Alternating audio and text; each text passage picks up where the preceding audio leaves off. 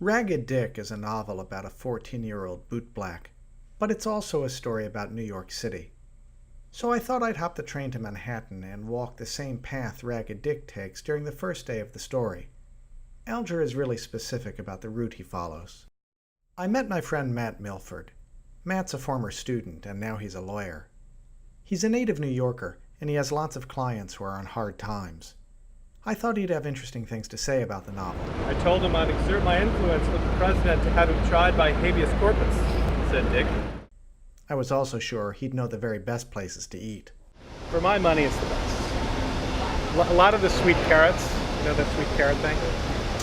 Let's do it. Come! We met at 125 Fulton Street, a pivotal location in the novel. That's where Dick returns some small change he owes to a client. Mr. Grayson is impressed with Dick, and he brings him to church and to Sunday school, and he helps get him his first job off the street. It seemed like the right place for us to begin the day. "I believe," said the gentleman, examining his pocketbook, "I haven't got anything short of 25 cents. Have you got any change?" "Not a cent," said Dick. "All my money's invested in the Erie Railroad." "That's unfortunate. Shall I get the money changed, sir?"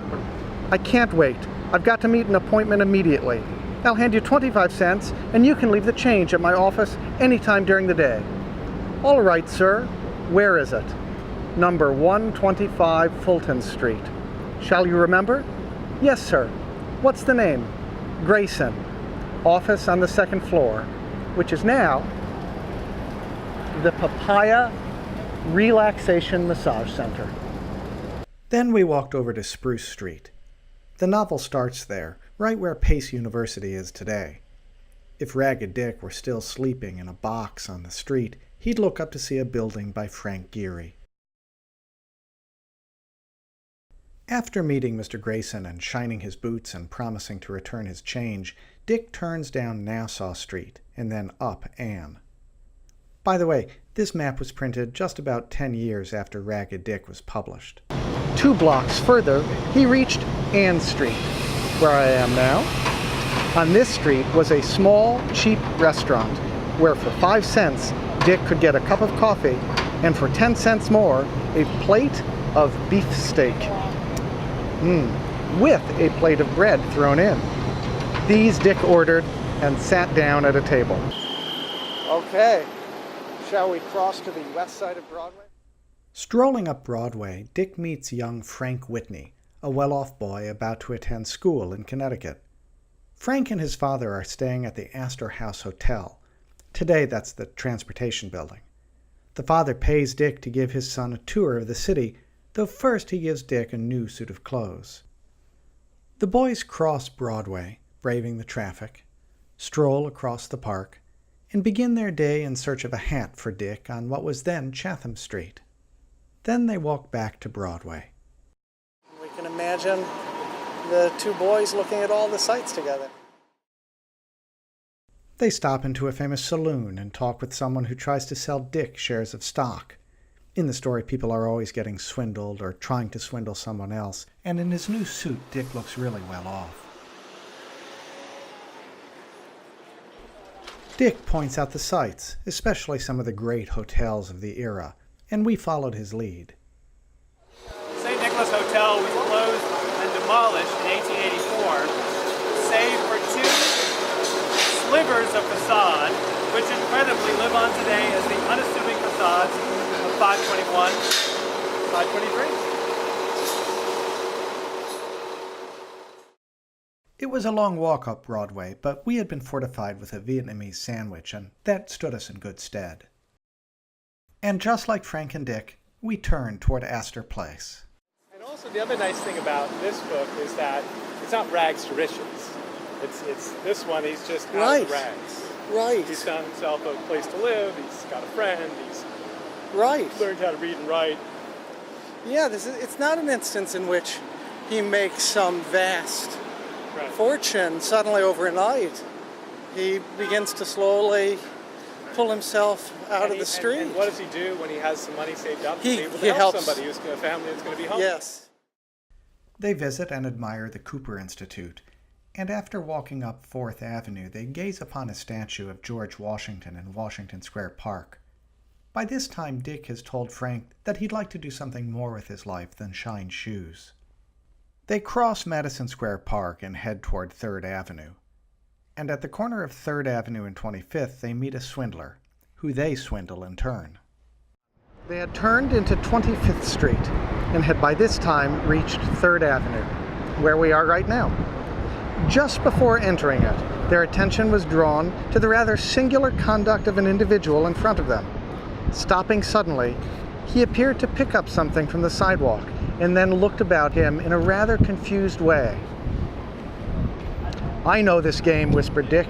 "Come along and you'll see what it is."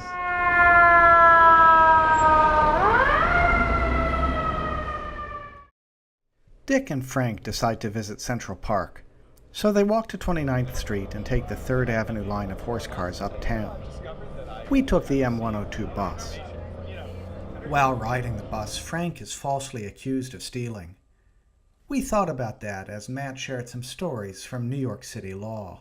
And the mother offered her proof of her wealth, offered the guardian ad litem proof, and handed her a piece of paper that showed how she owned all of these buildings. The guardian ad litem took the piece of paper, looked at it, and in fact, it was a notice from the Administration for Children's Services that her grandson was being removed from her home. Yeah, right? Like, wow. That turns into a story of lost wealth. Isn't that amazing? I mean, there are all sorts of other problems that are associated with living incredibly marginal lives, like mental illness and depression and drug addiction. Ragged Dick's time, these people would just die, I guess. I think people died a lot. There's a lot more dying.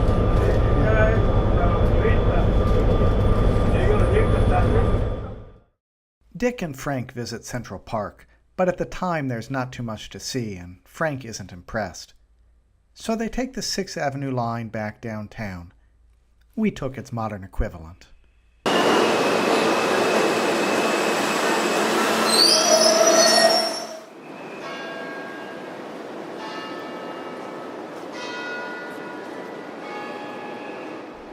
The boys walk toward Wall Street, past Trinity Church.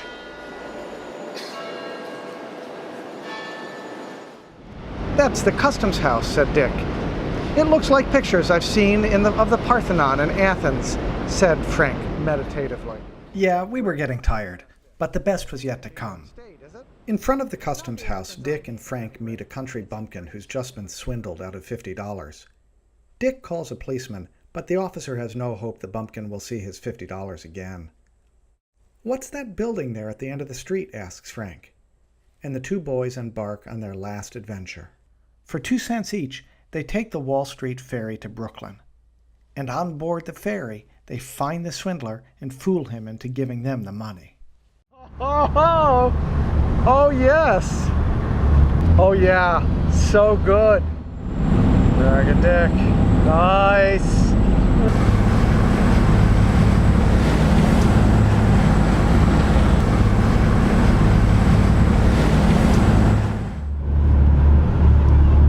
Great, thank you.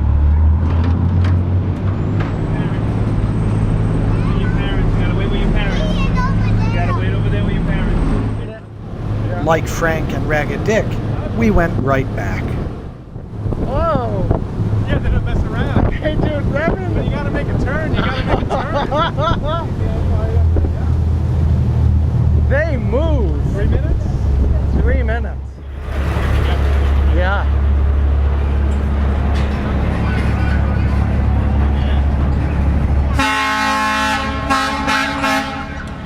The country bumpkin is overjoyed to get his $50 back. Then Dick and Frank walk to the Astor Hotel and say goodbye, at least for now. Frank's father then pays Dick $5. Save your money, Mr. Whitney counsels. Buy books and determine to be somebody. Dick takes the money, crosses the park, and treats himself to a good dinner at Lovejoy's Hotel. It doesn't exist anymore. Alger doesn't mention it, but the hotel had been the site of a last-ditch Confederate effort to burn New York in 1864. Dick decides it's time that he have a place on his own. No more sleeping in a box on the street. So he wanders down Worth and then up Mott. And eventually he comes to a shabby brick lodging house owned by a Mrs. Mooney. Alger doesn't specify where on Mott Street the apartment is, so we chose a place that looked right, directly across the street from a church. Where would Ragged Dick choose to sleep? Where does Mrs. Mooney live? Dick is about to change his life. Dick rang the bell, which sent back a shrill metal response. The door was opened by a slatternly servant, who looked at him inquiringly, and not without curiosity. It must be remembered that Dick was well dressed, and that nothing in his appearance bespoke his occupation. Being a naturally good-looking boy, he might readily be mistaken for a gentleman's son. "Well, Queen Victoria," said Dick, "is your missus at home?" "My name's Bridget," said the girl. And there begins Dick's rental of his very first apartment, and ends our day following the path that Ragged Dick took on his first day in Horatio Alger's Ragged Dick novel and series. We've had a wonderful day, and we have walked certainly over 16.5 miles. And we'll end the day with a drink and dinner and some edifying artwork in respect and memory of Ragged Dick and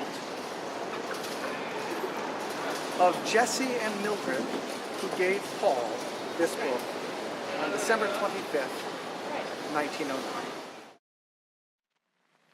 Take Me Back to New York Town, sung by Billy Murray.